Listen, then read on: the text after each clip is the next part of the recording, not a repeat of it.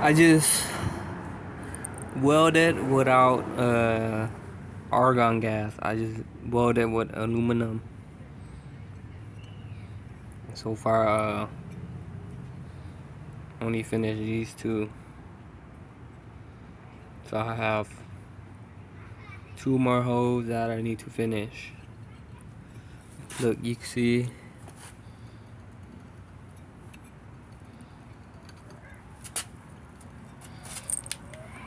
You can see it spins.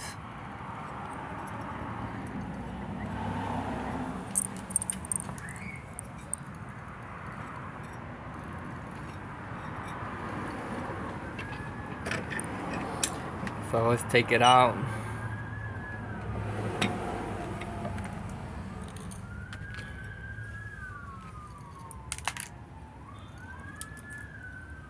There we go.